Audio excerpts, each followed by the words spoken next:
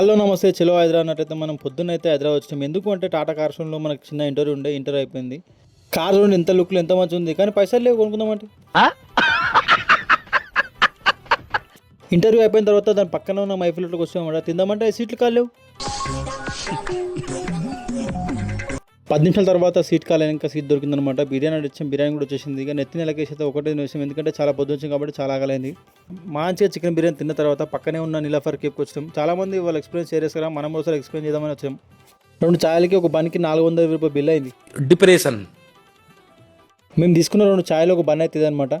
ఒక ఛాయ్ వచ్చేసి 140 రూపీస్ పడింది, మస్కా బన్ వచ్చేసి 114 రూపీస్ పడింది అనమాట. టోటల్ బిల్ వచ్చేసి 420 రూపీస్ అంది వీటికే.